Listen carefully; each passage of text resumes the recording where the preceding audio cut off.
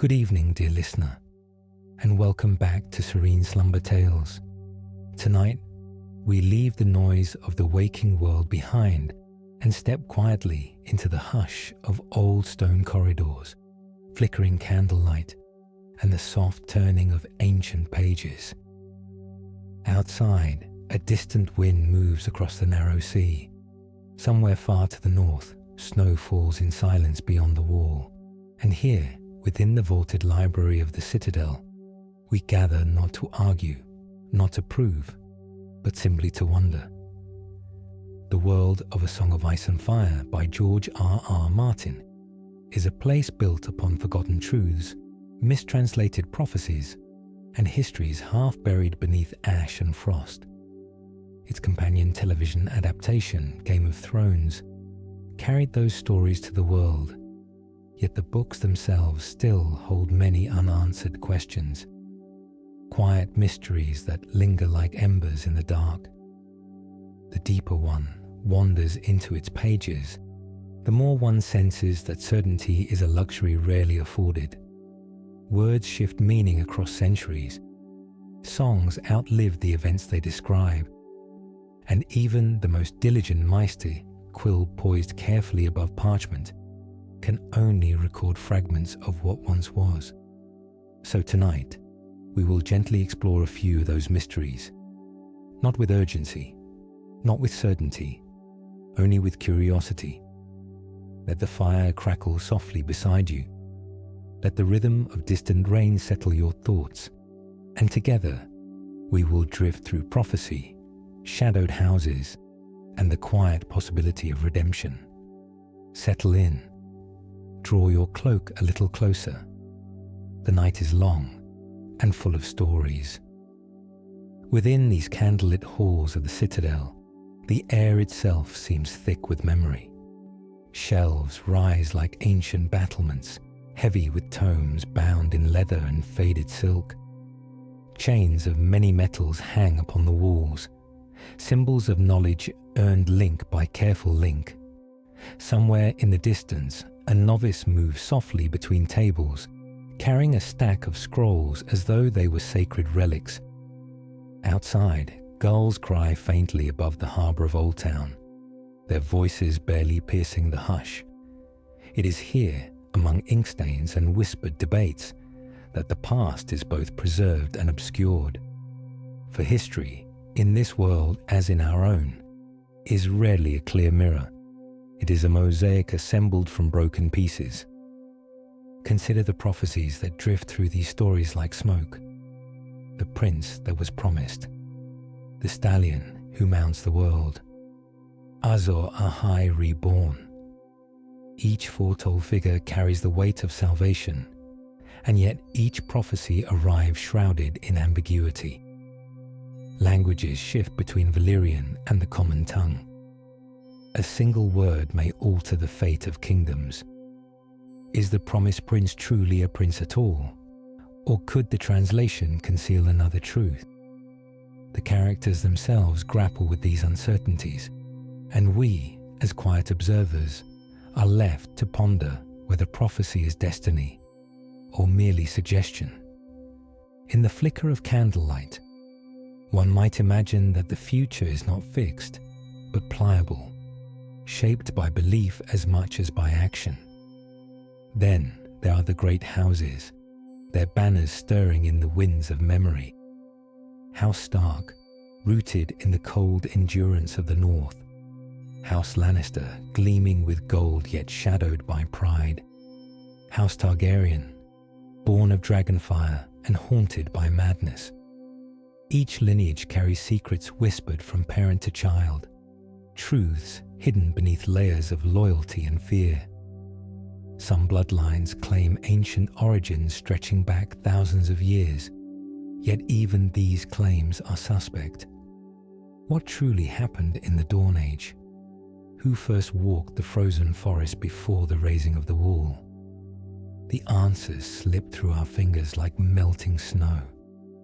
And beyond the politics and pageantry, beyond the clash of swords and the roar of dragons, there lies something softer, the question of redemption. Can those who have erred deeply ever find their way back to the light? The saga offers no easy answers. It presents flawed souls struggling beneath heavy burdens.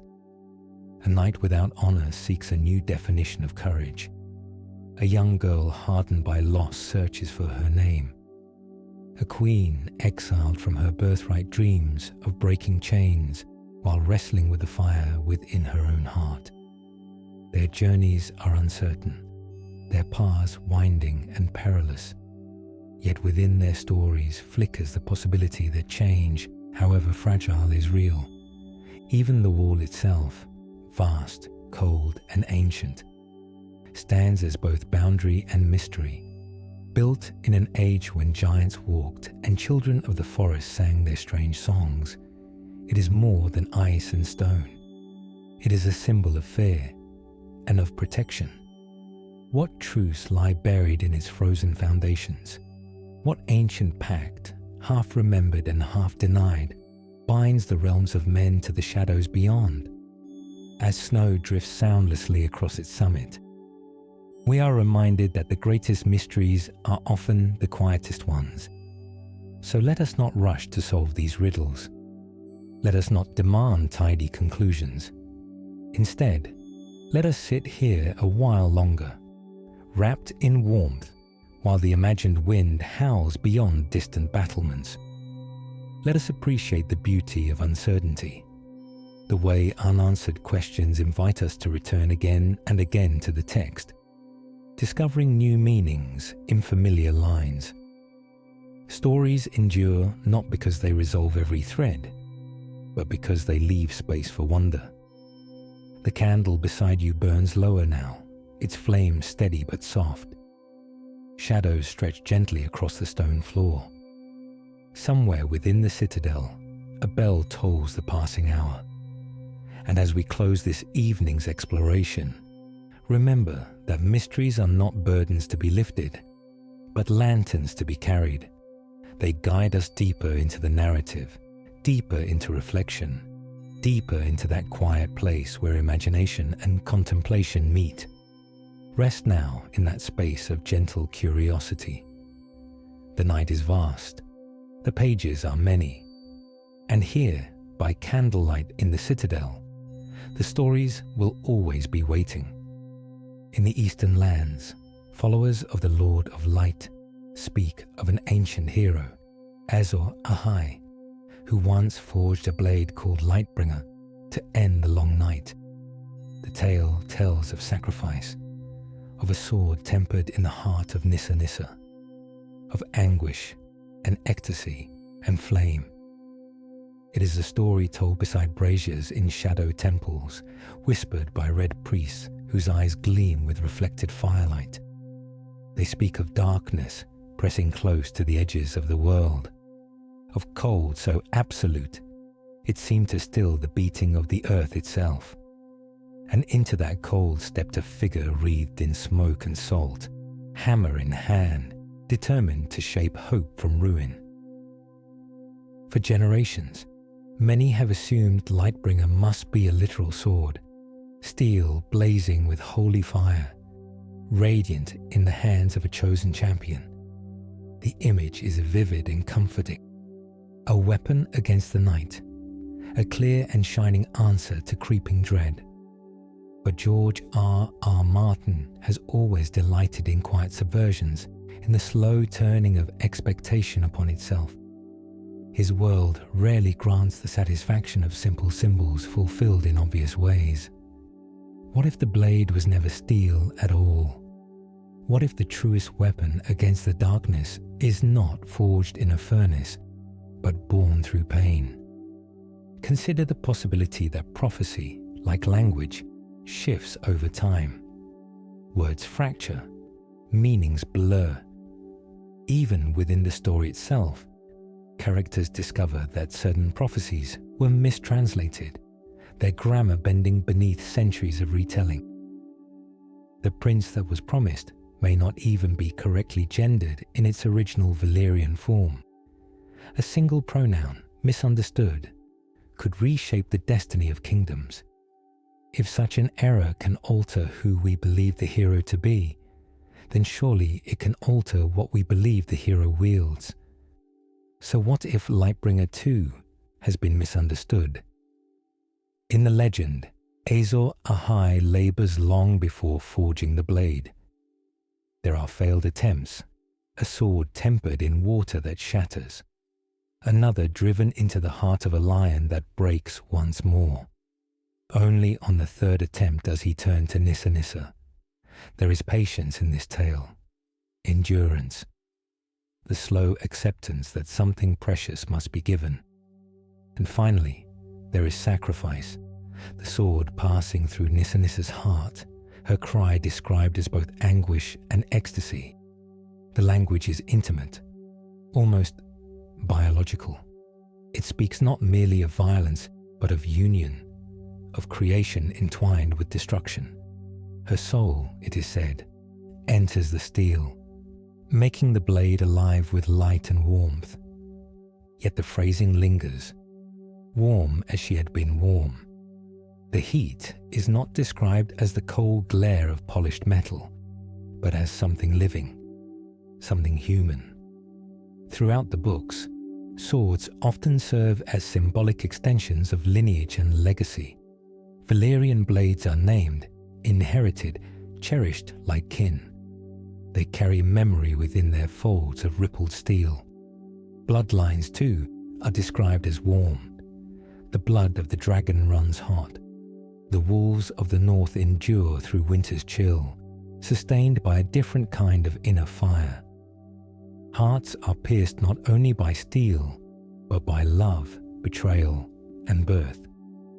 And when warmth is emphasized in relation to Lightbringer, warm as she had been warm, it echoes not metal, but flesh. And so, some readers have quietly wondered, what if Lightbringer is not a weapon wielded, but a life born?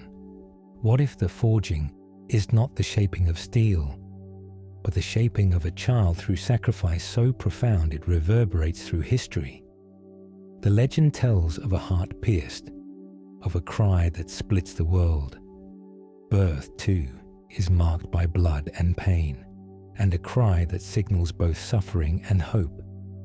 In that sense, the imagery of Lightbringer begins to feel less like metallurgy and more like Genesis. This leads us gently toward one of the most discussed secrets in the series, the parentage of Jon Snow.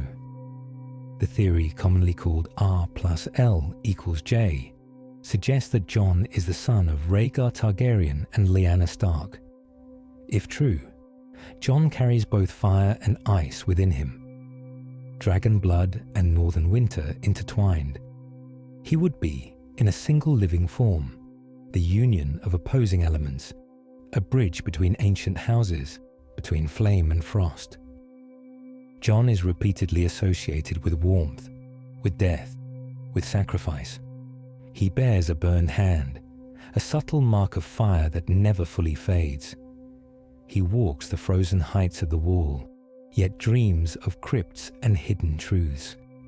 He is called Snow, a name that implies coldness and outsider status, yet beneath that frost may pulse the heat of old Valyria. His very existence is wrapped in secrecy and silence, his birth a wound carried quietly by those who loved him. If Lyanna's whispered promise required a sacrifice of identity, of honor, of public truth, then Jon himself may be the living result of that cost. If Lightbringer is a living embodiment of prophecy, a human warmth forged through sacrifice, then perhaps Jon is not merely the wielder of destiny, but destiny itself shaped into flesh. Not a sword lifted high, but a heartbeat that refuses to surrender to the dark. The forging of such a blade would not require a hammer and anvil, but love strong enough to defy kingdoms. It would require loss so deep that it echoes across decades. It would require, above all, the willingness to place hope into the world at unbearable cost. And yet, if he is the sword, then who is the one meant to wield him? Is it a queen with dragons at her command, seeking to reshape the world through fire? Is it the realm itself, pressing its need upon reluctant shoulders? Or is the question flawed from the beginning, for perhaps a living lightbringer cannot be wielded like steel? Perhaps he must choose his own direction, his own strike against the gathering night. We need not answer tonight. Let that question drift like smoke into the rafters above us, mingling with the soft glow of candlelight. Prophecy, after all, is a tide that ebbs and flows. It invites interpretation, but resists confinement. Whether Lightbringer proves to be sword or soul, steel or sacrifice, its warmth reminds us of something essential, that even in the longest night, the smallest ember can endure. And so we sit a while longer with the possibility that hope in this world is not a blade raised in fury, but a life carried quietly through winter. Let the fire burn low. Let the mystery remain. For in the space between certainty and doubt, stories find their truest light. Now, let the fire dim slightly as we travel northward, beyond the fertile fields and harbour lights, beyond the green forks of the Trident, to the cold lands ruled for millennia by House Stark, and shadowed always by their ancient rivals, House Bolton of the Dreadfort. The air grows thinner here. The winds carry the scent of pine and snow. And in the distance, beneath a pale and watchful sky, rises a fortress older than many southern crowns, its stones steeped in silence, its history murmured rather than sung. The Bolton sigil is a flayed man, pink and stark against a field of pale. Their words, "Our blades are sharp." It is a declaration that feels less like pride and more like warning. For centuries, the Boltons practiced flaying, the removal of skin from the living, of punishment so intimate and so deliberate that it transcends mere execution. It is not the swiftness of a sword stroke. It is not the distant mercy of an arrow. It is closeness, contact, the stripping away of the outermost self. It is easy, at first glance, to dismiss this as cruelty for cruelty's sake, a grim flourish in a grim world, but in a land where skin changers walk among wolves, where faces can be worn like garments by the faceless men of Braavos, perhaps skin has always meant more than mere flesh. In such a world, the boundary between self and other is disturbingly thin. Identity does not reside solely in memory or voice. It may linger in bone, in blood, perhaps even in the skin itself. George R.R. Martin has long been fascinated by this idea. In his earlier horror novella, The Skin Trade, he explored the notion that power could be transferred through skin, that something essential clings to the flesh long after breath has faded. The concept is unsettling, yes, but it carries with it a deeper question. If skin is a vessel, what might it contain? Strength, memory, a fragment of the soul. In the north of Westeros, the Starks are known to carry the blood of the first men, a lineage entwined with the old gods and the silent faces carved into weirwood bark. Their connection to the natural world is not metaphorical. Bran Stark awakens powers that allow him to enter the minds of animals, to see through their eyes, to feel through their limbs, to become something other while remaining himself. It is a gift, ancient and sacred, whispered about in hearthside tales long before the Meisters set ink to parchment. The Starks, it seems, do not merely rule the North, they are of it. If skin changing is a gift carried in the blood, what if the Boltons once believed it could be stolen? Legends say that ancient Boltons flayed Stark kings and wore their skins as cloaks. The imagery is grotesque, a nightmare stitched in red and pale. But perhaps, long ago, beneath the brutality lay something colder and more calculating than simple malice: envy. The Starks commanded wolves and ravens. They were said to speak through heart trees and dream green dreams. The Boltons, by contrast, commanded fear. Fear is powerful, yes, but it is brittle. It shatters where loyalty endures. If the Starks possessed a magic rooted in blood and belief, perhaps the Boltons sought a way to claim it, to wear it, to make it theirs. And then there is Rose Bolton himself, pale-eyed, soft-spoken, curiously ageless in appearance. He moves through halls like a quiet draught of winter air, seldom raising his voice, seldom betraying emotion. He is described repeatedly as cold, as still. His eyes compared to chips of ice, his skin to milk left too long from the warmth of the hearth.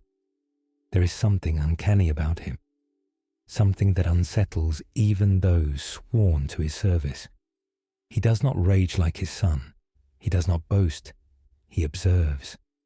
Some fans have imagined something even stranger, that Rose is not merely a man, but something enduring, that each generation he sheds one identity and dons another.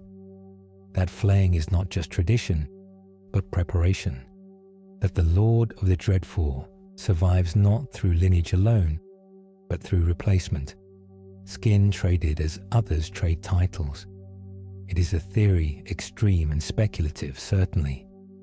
Yet within the Gothic shadows of the North, it feels almost plausible. For in a world where consciousness can slip into beasts and faces can be borrowed, why should the Boltons' most feared practice be purely symbolic? And still, even if we set aside such literal interpretations, the symbolism alone is powerful. The Boltons reflect the Starks in twisted form, where the Starks merge with beasts in spirit, honoring the old gods through communion. The Boltons wear skin in mockery, where the Starks' power flows inward, quiet, rooted, ancestral. The Boltons' power asserts itself outward, tearing and claiming. It is as though two ancient philosophies grew from the same northern soil, one of harmony and one of domination. In this light, the rivalry between Stark and Bolton becomes more than political. It becomes mythic, ice against ice, silence against stillness. One house bound to wolves and weirwoods, the other to blades and banners dyed in pink, each shaped by the same winters, yet choosing different responses to the cold.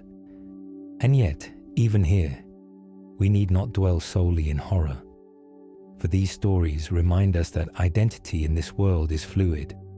Masks are worn, names are shed. Theon Greyjoy becomes Reek and then struggles towards something reclaimed.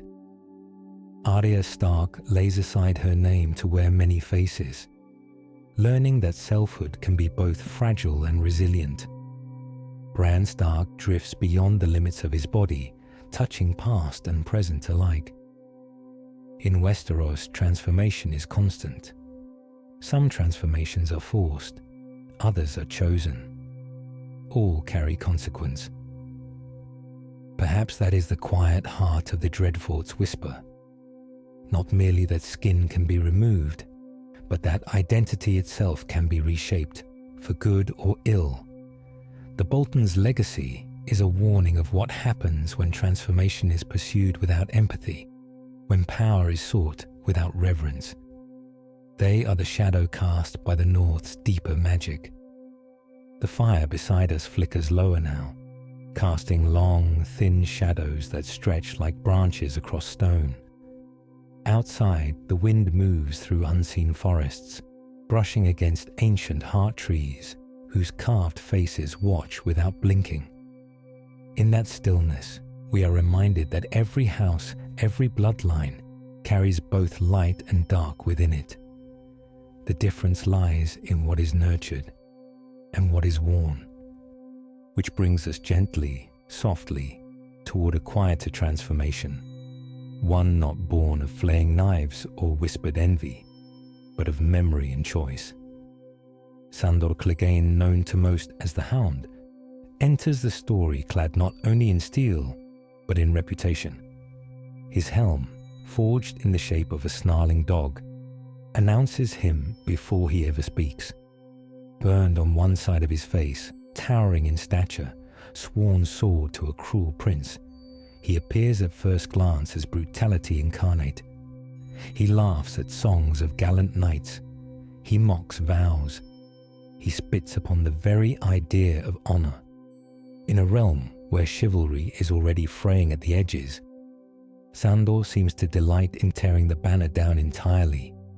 And yet, as the pages turn, something quieter begins to stir beneath the iron. Beneath the scar tissue and the growled contempt lies something wounded, something almost tender. His hatred of knights is not casual disdain. It is born of betrayal. His brother's violence, the fire that marked him for life, the indifference of those who protected monsters because they wore shining armor, all of it carved into him long before any battlefield did. Sandor's cynicism is armor of a different kind. If knighthood is a lie, then he cannot be disappointed by it. If vows are hollow, then he owes none. But even a man who claims to believe in nothing may reveal himself in small mercies. He saves Sansa Stark during the riot in King's Landing, carrying her through chaos instead of leaving her to the mob. He rides with Arya Stark across war-torn lands, gruff and profane, yet never truly harming her. He kills without hesitation, yes, but he does not kill her. He feeds her, protects her in his own jagged way. In the quiet spaces between violence, we glimpse a man shaped more by pain than malice. After being grievously injured near the Trident, fevered and festering from a wound that will not heal, Sandor begs Arya for mercy. He cannot bear fire. He cannot bear weakness. To be left helpless is, for him, a terror worse than death. Arya refuses. She has her own list of names, her own hardened grief. She leaves him there beneath the open sky as the sound of distant river water moves indifferently onward. It is a stark scene. No grand farewell, no redemption speech, only dust, blood, and the possibility of an ending. We are meant to believe he dies there. The Hound at least. Later, in a feast for crows, Brienne of Tarth journeys through the war-ravaged riverlands and comes upon a monastery known as the Quiet Isle. It rises gently from the waters, a place of stillness amid devastation. The brothers who dwell there tend fields, mend broken men, and bury the dead. Their leader, known only as the elder brother, speaks with calm gravity. When Brienne inquires about the Hound, the elder brother tells her plainly, "The Hound is dead. He says he buried him. He says the Hound is at rest, but he does not say Sandor Clegane is dead." The distinction lingers like incense in cool air. Words in this world are rarely accidental. The elder brother himself recounts how he once died at the Battle of the Trident, not in flesh, but in spirit. The violent man he had been perished in the river's current. What rose from those waters was someone new. A man who laid down sword and hatred alike. A man who chose peace. On the Quiet Isle, Brienne notices a large novice digging graves in silence. He is broad-shouldered. He walks with a limp, a wound consistent with Sandor's last injury. His face is hidden by cloth, as if shielding both sun and identity.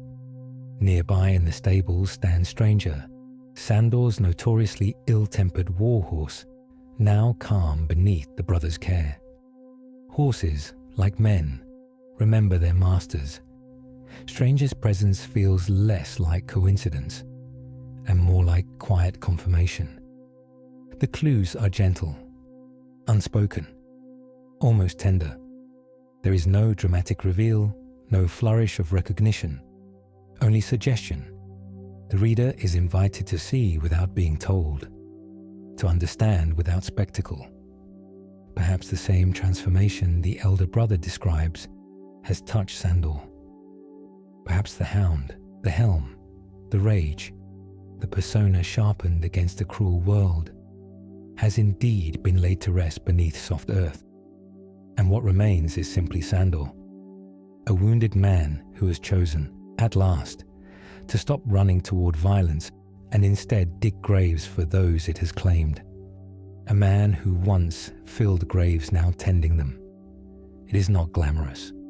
It is not sung in taverns. But it is profound. In a saga so often preoccupied with prophecy and bloodlines, dragons and destiny, this small redemption feels quietly radical. No flaming sword heralds his change. No ancient magic binds his transformation. There is only a choice: to lay down armor, to accept humility, to labor in silence. It is a different kind of bravery. Not the courage to charge into battle, but the courage to confront one's own past and refuse to let it dictate the future. The Quiet Isle itself embodies this softness. It does not deny the horrors of war. It absorbs them. Broken men are brought there. The dead are given dignity. The living are given the chance to become something else. In that gentle rhythm of prayer and harvest, we see that the world of Westeros, for all its cruelty, still holds spaces of grace. It is one of the softest theories in the entire saga, and perhaps the most beautiful, that a man introduced as a monster might find peace not through triumph, but through surrender. That the hound can die while Sandor lives. That even in a land haunted by long nights and ancient rivalries, redemption may come not with fire, but with quiet earth turned beneath patient hands. And so, dear listener, the candles burn low, their flames waver softly, bending with the faintest draught that slips through ancient stone. Wax gathers at their base like pale pools of melted time. Around us, the citadel grows quieter still, as if even the walls have settled into reflection. The theories remain unproven. The prophecies remain uncertain. The winds of winter have not yet arrived, though somewhere beyond the wall, snow continues its patient descent, blanketing forests and forgotten ruins alike. We have wandered gently tonight through flame-forged legends, through the cold halls of the Dreadfort, through the humble fields of the Quiet Isle.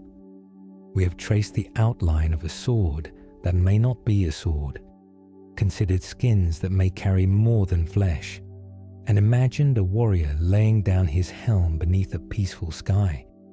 Yet nothing has been declared absolute. No mystery has been forced into certainty. They linger instead soft and luminous, like embers that refuse to die. Perhaps Jon is Lightbringer, not a blade raised in fury, but a living warmth born of sacrifice. Perhaps the Boltons hide darker secrets than cruelty alone, their ancient rivalry with the Starks echoing with something older and stranger than banners and blades. Perhaps the hound digs graves beneath a sky washed clean by river mist, his old name buried deeper than any corpse. Or perhaps these are only stories we tell ourselves to bring pattern to chaos. What matters tonight is not which theory is correct, but the gentle wonder they inspire, the pleasure of leaning closer to the page, the quiet thrill of noticing a detail half hidden in plain sight. In the world George R.R. Martin created, truth is layered like sediment at the bottom of a deep lake. History is unreliable, filtered through the bias of maesters and the pride of kings. Heroes are flawed, burdened by doubt and fear. Villains are human, shaped by wounds as much as by will. And prophecy is often less about destiny carved in stone and more about interpretation whispered in candlelight. There is comfort in that uncertainty. A story that leaves space for mystery invites us to return again and again, discovering new meanings as we ourselves change. The unanswered question becomes a companion rather than a frustration. It sits beside us quietly, asking not to be solved, but to be contemplated. In a world that so often demands clarity and immediacy, these lingering ambiguities feel almost like a kindness. As you rest now, imagine snow drifting across Winterfell's battlements, settling gently on silent towers. Imagine the hush of the Godswood, where ancient weirwoods stand with carved faces turned toward eternity. Picture the wall rising vast and pale against a star-swept sky, its frozen surface catching moonlight like silver glass. Far to the south, imagine the soft murmur of the Quiet Isles River, water moving steadily around smooth stones, untroubled by crowns or wars. And in Old Town, high within a citadel tower, imagine a single candle still burning, illuminating pages filled with half-forgotten secrets, ink faded but not erased. Let those images carry you towards sleep. Let them settle gently in your thoughts like falling snow. There is no need to solve them tonight, no need to choose which path prophecy will take, or which secret truth lies beneath skin or steel. Stories, like winters, unfold in their own time. And sometimes the most beautiful part of a tale is the waiting, the quiet pause before revelation, when possibility feels endless. Thank you for spending this quiet night with Serene Slumber Tales. Thank you for walking these shadowed corridors and moonlit fields, for listening not with urgency, but with calm curiosity. May your dreams be warm, your burdens light, and your rest undisturbed. May you find in your own life the courage to lay down old armor when it grows too heavy, and the wisdom to embrace mystery without fear. The night is long, but you are safe here.